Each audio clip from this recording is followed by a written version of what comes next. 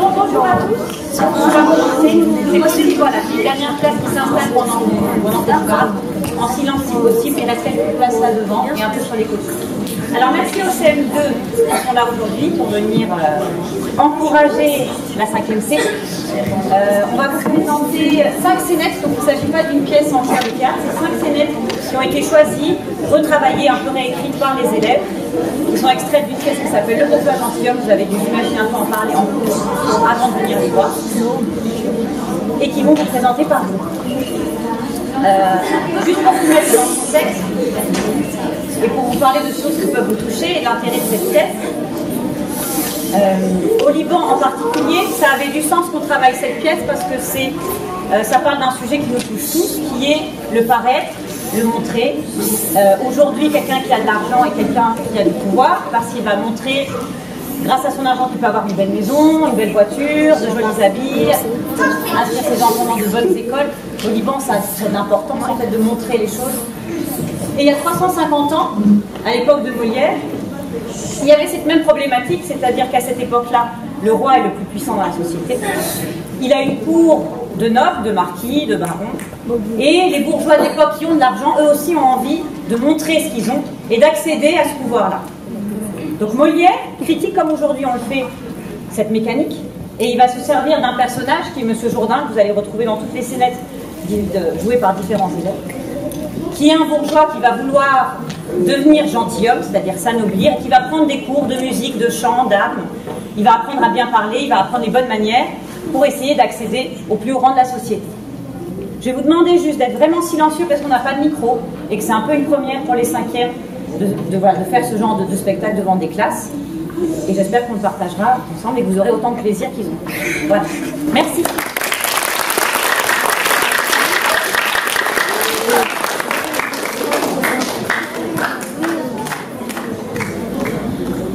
Scénette 1. Monsieur Jourdain est un riche bourgeois qui rêve d'une chose, accéder à la noblesse et faire partie de la cour du roi, devenir un gentilhomme. Pour y parvenir, il prend des cours de musique, d'art et de philosophie. Ce jour-là, alors que ces 3 maîtres sont en face, chacun va vouloir vanter les mérites de sa profession en critiquant les autres. Ils s'insultent, ils disputent, jusqu'à en venir aux mains. Monsieur Jourdain, impuissant, n'arrive pas à les séparer.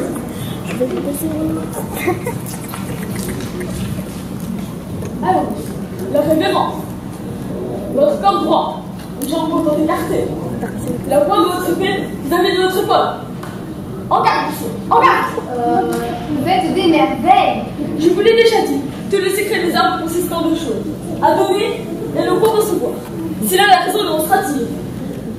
Donc, si je me demander, est-ce que un homme pourrait tuer un homme sans avoir faire tuer? Sans doute, et c'est pourquoi l'on a une voie de pleine considération, quand il y a la science de tirer les armes, l'emporte hautement sur toutes les autres sciences inutiles, comme la musique. Apprenez, je vous prie, à noter l'excellence de la musique. Vous êtes de pièce en genre, vous comparez vos sens à la mienne. Voyons un peu l'importance, un plaisant animal avec son plastron. Mon petit musicien, je vous ferai chanter de la belle manière. Monsieur le batteur de fer, je vous apprendrai votre métier. Êtes-vous fou d'aller le quereller, lui, qui sait tuer un homme par raison démonstrative? Je me moque de sa raison démonstrative. Tout doux, vous dis-je. Comment? Mais c'est impertinent. Eh, mon maître d'armes. Comment? Grand cheval de carrosse. Eh, mon maître de musique. Si je me jette sur vous, doucement. Si je mets sur vous la main, tout beau. Je vous étrillerai d'un air. De grâce, je vous resserrai d'une manière. Oh là! Attendez, arrêtez, mon Dieu! Monsieur le philosophe, vous êtes à propos. Venez mettre un peu la paix entre ces personnes-ci. Qu'est-ce donc? Qu'y a-t-il, messieurs? Ils n'arrêtent pas de mettre la préférence entre leurs professions. Et maintenant, ils risquent d'aller aux injures au jeu de main. Et quoi, messieurs, faut-il s'emporter de la sorte? Et la raison ne doit-elle pas être maîtresse de tous nos mouvements? Comment, monsieur, il vient me dire des injures en méprisant la musique que j'exerce? Un homme sage est au-dessus de toutes les injures qu'on lui peut dire. Et la grande réponse que l'on doit faire aux outrages est la modération et la patience. Comment? Elle a l'audace de vouloir comparer sa profession à la mienne? Faut-il que cela vous émeuve? Ce qui nous distingue parfaitement les uns les autres, c'est la sagesse et la vertu. Je lui soutiens que la musique est une science que tous les siècles ont vénérée. Et moi, je soutiens que la science de tirer des armes est la plus belle de toutes les sciences. Et que sera la philosophie? Je vous trouve tout de bien impertinent de parler devant moi avec cette arrogance et de donner impudemment le nom de la science à des choses que l'on ne doit pas même honorer du nom d'art et qui ne peuvent être comprises que sous le nom de métiers misérables de gladiateurs et de chanteurs. Allez, les hommes de chiens! Allez, élytres de pédants! Comment, Marot, que vous êtes? Monsieur le philosophe! Infâme, coquin, insolent. Monsieur le philosophe! La peste bagnole! Messieurs! Jean-Nicolas Batté! Monsieur le philosophe! Scélérat. Messieurs! Au diable l'impertinent! Monsieur le philosophe! Fripon, traître, imposteur. Monsieur le philosophe, messieurs! Oh! Battez-vous tant que je verrai, je ne saurai que faire et n'irai pas gâter ma robe pour vous séparer.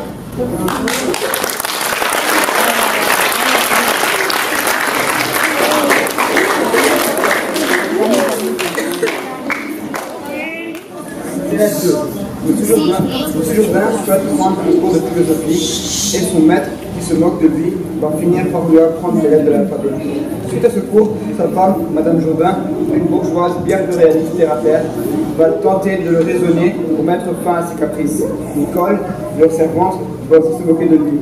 Elles vont également le mettre en garde contre Dorante, un baron noble qui se fait passer pour son ami pour lui prendre son argent. Venons à nos leçons. Que voulez-vous apprendre? Tout ce que je pourrais, car j'ai très envie d'être savant. Par où est-il que nous commencions? La morale? Qu'est-ce qu'elle dit, cette morale? Elle traite de félicité, enseigne aux hommes de modérer leurs passions et... Non, laissons cela, c'est trop ennuyant. Apprenez-moi l'orthographe. Soit, il faut commencer par le commencement. Apprendre la nature des lettres et les différentes manières de les prononcer. Les lettres sont divisées en 5 voyelles. A, E, I, O. Les consonnes sont le reste des lettres. Bien. La voix A se forme en ouvrant fort la bouche. A. Ah! La voix U se forme en rapprochant les dents sans les joindre entièrement et en allongeant les deux lèvres en dehors. U. U. Il n'y a rien de plus véritable que le U. Demain, nous verrons les autres lettres qui sont les consonnes. Il faut que je vous fasse une confidence. Je suis amoureuse d'une personne de grande qualité et je souhaiterais lui écrire une petite lettre. Voulez-vous écrire des vers? Non, je ne veux pas de vers. Alors de la prose. De la prose? Ah non, par pitié, je ne veux pas cela. Il faut bien que ça soit l'un soit l'autre, car tout ce qui est prose n'est point vers et tout ce qui est vers n'est point prose. Et comme on parle, c'est quoi? De la prose. Quoi? Quand je dis Nicolas, avant que je les rencontre, c'est de la prose? Oui, monsieur. Vous devez partir à une prochaine leçon, monsieur le philosophe.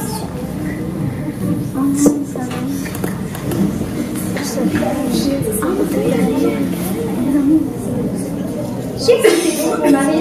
Vous vous moquez du monde de vous vêtir ainsi? Et avez-vous envie que l'on se moque de vous? Il n'y a que des gens stupides qui se moquent de moi. Et tout ce monde-là a raison. Je ne sais plus ce qui est devenu notre maison. On y entend des vacarmes dès le matin qui dérangent tout le voisinage. Madame a raison, arrêtez d'habiter des gens que la boue se resserre. Je pourrais voir au ménage fort. Nicolas a raison. Et je voudrais savoir, pourquoi, à votre âge, vous avez un maître à danser? Vous les voyez pas à danser quand vous n'aurez plus de jambes. Une grande matière qui vient déranger toute la maison. Auriez-vous envie de tuer quelqu'un? Taisez-vous! Vous parlez tous les trois comme des bêtes. Savez-vous ce que vous dites maintenant? Eh bien oui, je sais très bien ce que je dis. Je ne vous demande point cela, je vous demande ce que c'est les paroles que vous dites ici. Ce sont des paroles bien sensées. C'est de la prose ignorante. De la prose? Oui, de la prose. Et toi, sais-tu comment faire un U? Oui, mais qu'est-ce que tu fais quand tu dis U? Qu'est-ce que vous dites? Quand tu fais U, tu allonges les lèvres en dehors et rapproches la mâchoire d'en haut vers celle d'en bas. U, tu vois, je fais la moue. U. Cela est bien beau. Allez, vous devriez arrêter avec toutes vos leçons inutiles. Tiens, raison démonstrative. La ligne du corps. Voilà la façon de n'être jamais tué. La pousse un peu pour voir. Vous me dites de pousser. Oh là, doucement. Tu n'as pas la façon que je pars. Vous êtes fou, avec toutes vos fantaisies. Et cela vous êtes venu depuis que vous voulez hanter la noblesse. Lorsque je hante la noblesse, je fais paraître mon avis et cela est plus beau que de hanter notre bourgeoisie. Continuez à fréquenter vos nobles. Mais je vous préviens, ce beau monsieur le comte vous vole. C'est une personne d'importance, un seigneur qui parle au roi, tout comme je vous parle. Ne me soit tout à fait honorable qu'une personne de cette qualité m'appelle son cher ami. Oui, mais il vous emprunte votre argent. Et que fait-il pour vous? Des choses. Et quoi? Je ne sais pas m'expliquer. Il suffit que je lui ai prêté de l'argent pour qu'il me le rende. Oui, oui, attendez-vous à cela. Ne me l'a-t-il pas dit la dernière fois? Il ne manquera pas d'y faillir. Tiens, me voilà qui vient. Et je suis sûre que toutes les caresses qu'il vous fera ne seront que pour vous enjoliver.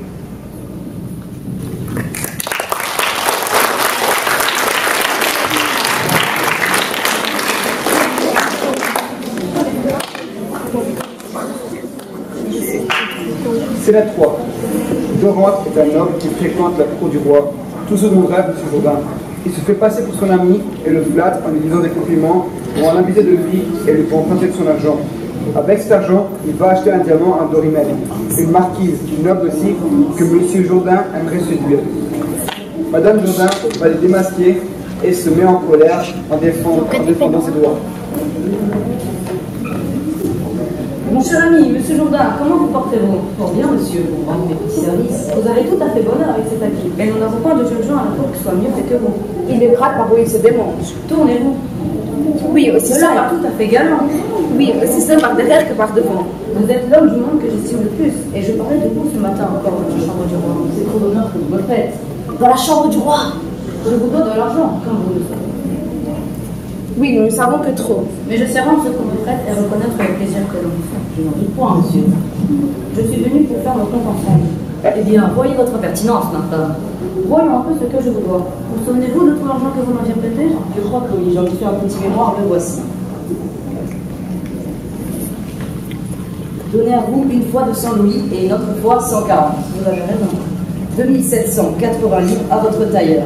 Fort bien, c'est juste. Et 1748 livres, 7 sols, 4 deniers à votre artisan de cuir. Tout cela est véritable. Qu'est-ce que cela fait?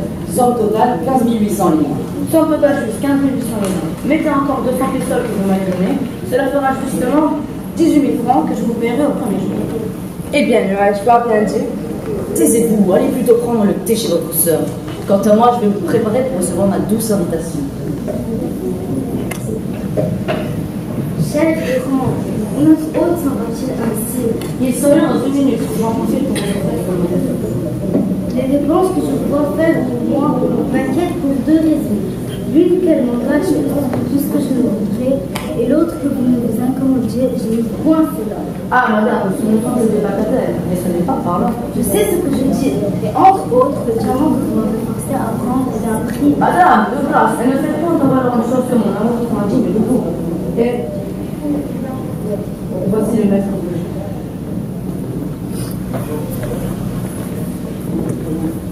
Un peu plus loin, madame. Comment?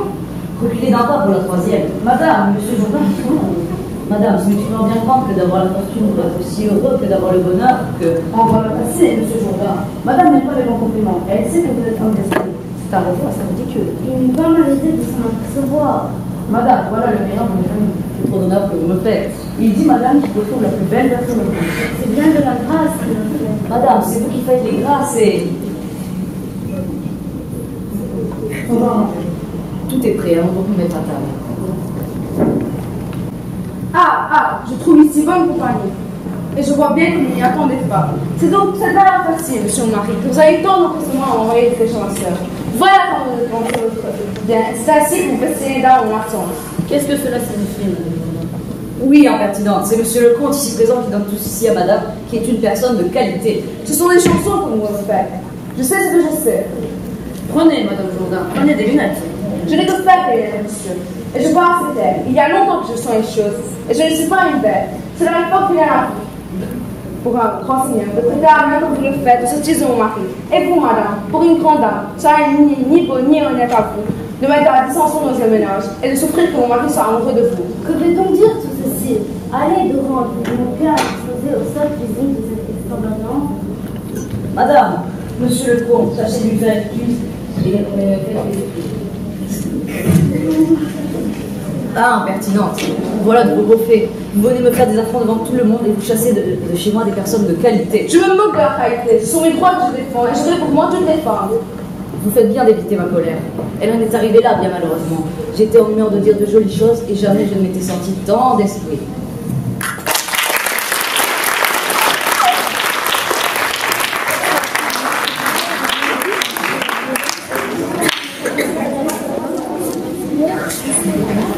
Scénette 4. Lucille est la fille de monsieur et madame Jourdain. Est amoureuse de Cléonte, un bourgeois. Cléonte a cru comprendre que Lucille allait se marier avec quelqu'un d'autre. Et suite à ce malentendu, il se fâche et décide de ne plus lui parler. Lorsque la jeune femme va s'expliquer, il ne voudra pas lui entendre.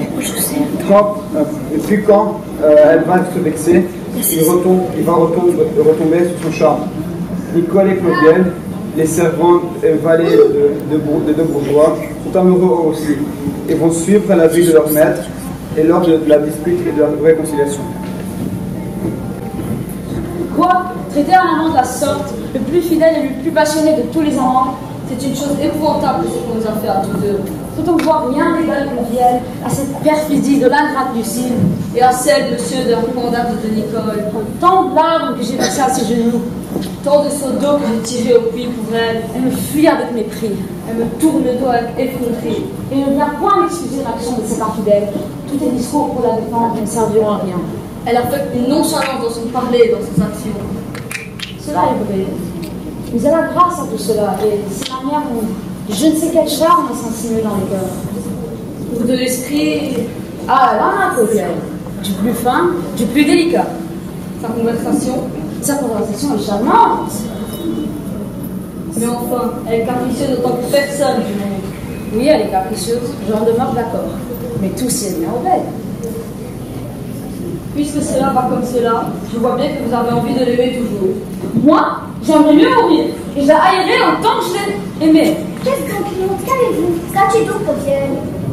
J'ai à vous dire que vous triomphez pas que vous pensez de votre infidélité et que je serai le premier à rompre avec vous. Voilà bien, je ne comprends à rien.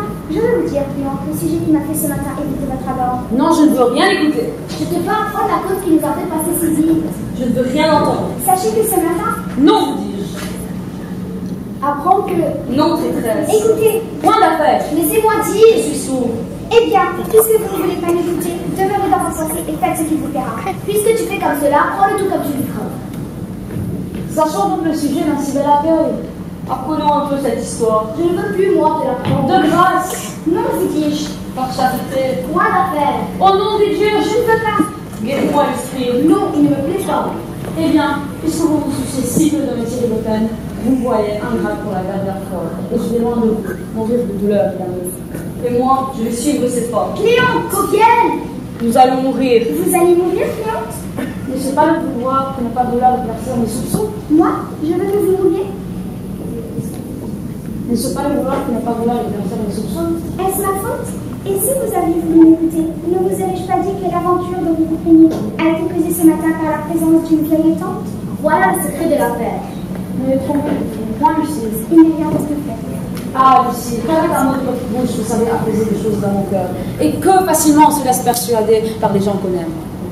Qu'on est aisément amadoué par ces diantres d'animaux-là.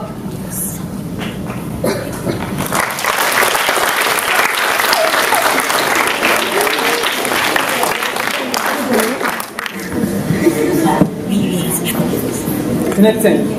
Comme M. Jourdain s'oppose au mariage de Lucille et Cléonte, celui-ci décide de se faire passer pour le fils d'un grand roi libanais pour le convaincre de lui donner la main de sortie. Il va voir M. Jourdain déguisé, annoncé par son servant Claudienne. Lucille n'accepte point sa décision jusqu'à qu'elle reconnaisse son amour Cléonte sous le déguisement. Il en est de même pour Madame Jourdain. Les mariages auront donc lieu entre Cléonte et Lucille, Dorante et Dorimène, et même Claudienne et Nicole. Et M. Jourdain, bien que moqué par ses proches, trahi par ses amis et dupé par sa famille, serait ravi. Monsieur, je ne sais pas si c'est l'honneur d'être connu. Non, monsieur. Depuis avoir connu monsieur votre frère, j'ai voyagé par tout le monde. Par tout le monde? Oui, et je vous ai annoncé la mère nouvelle de la terre. Vous savez que le grand malais libanais est ici? Moi? Non. Comment il a pu échapper à l'esprit? Par ma foi, je ne savais pas cela. Ce qui a davantage pour vous, il est amoureux de votre Le fils du malade libanais? Oui, il m'a demandé d'être reçu une jeune fille qui a pris un chemin honnête dans le cœur de l'homme. Il dit cela de moi? en mariage.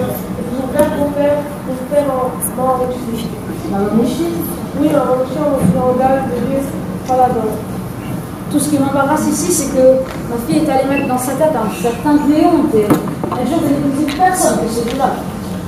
Le voilà venu. Dans l'amour ne peut souffrir aucun retardement.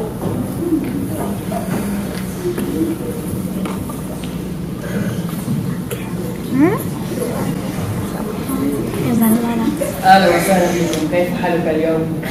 Je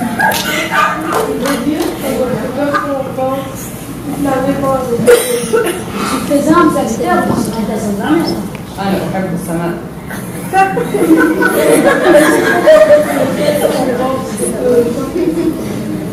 C'était la force des lions et la prudence des serpents. Sono la texture de leur trône. شكرا. Vous avez dit à la cérémonie. Tant de choses en 2 mots. Oui, la langue libanaise est comme ça, elle dit beaucoup en peu de paroles. Venez donner votre main à monsieur qui vous fait l'honneur de vous demander en mariage. Comment, mon père, quand vous voyez la fête, est-ce une comédie que vous jouez? Non, c'est une affaire sérieuse. Voilà quand je vous donne. À moi, mon père? Oui, à vous. Allons, touchez-lui dans la main. Non, je ne peux pas me marier. Je le veux, moi qui suis votre père. Je n'en ferai rien, je vous l'ai déjà dit. Je n'épouserai personne d'autre que Cléon.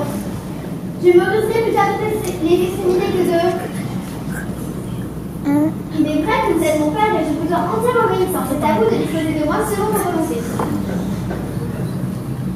Je suis ravie de vous voir si promptement revenu dans votre devoir. Qu'est-ce que c'est que ceci? On dit que vous voulez donner votre fille en mariage de ce Libanais ridicule? Voulez-vous taire impertinente?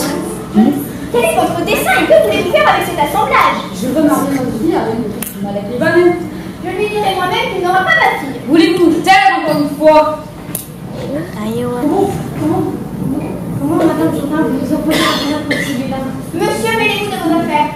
C'est une grande gloire de ne pas rejeter. Et vous, madame, je vous prie aussi de ne pas vous occuper de ce qui ne vous regarde pas. Nous avons pour vous qui nous fait intéresser dans vos intérêts. Je me passerai bien de votre amitié. Voilà votre fille qui consent aux volontés de son père. Ma fille, consent à épouser un Libanais, elle peut oublier Cléon. Que ne fait-on pas pour être grande dame? Je l'étranglerai de mes mains si elle avait fait un coup comme celui-là. Je vous dis que ce mariage-là se fera. Je vous dis, moi, qu'il ne se fera pas. Ah, que de oui. Ma mère, vous êtes une coquine. Madame, je n'ai que peur de votre mot. Vous ne voyez pas Cléon sous ses déguisements? Ah, d'accord. Comme cela, je me rends. Je consens au mariage. Ah, voilà tout le monde raisonnable. Vous ne vouliez pas l'écouter. Je savais qu'il vous expliquerait ce que c'est que le fils du Malek Libanais. Il me l'a expliqué comme il faut et j'en suis bien satisfaite. Et afin, madame, je veux que vous puissiez avoir l'esprit tout à fait complet et que vous fassiez aujourd'hui toute la jalousie que je voudrais pouvoir conçue de monsieur votre mari, c'est que nous servirons du même notaire pour marier madame et moi. Je consens aussi à cela. C'est que je vais faire apprendre, il faut bien l'amuser avec cette femme.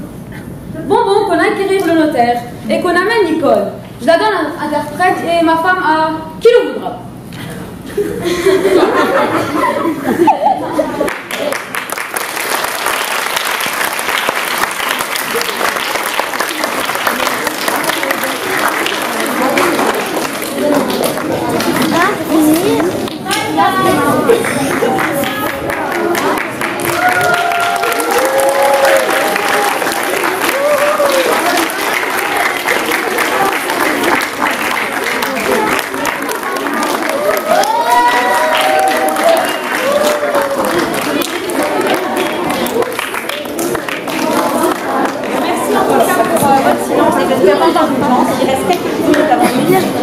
Et merci à tous les élèves, bon projet de fin d'année. On a eu 2 semaines pour le préparer, donc merci. Voilà.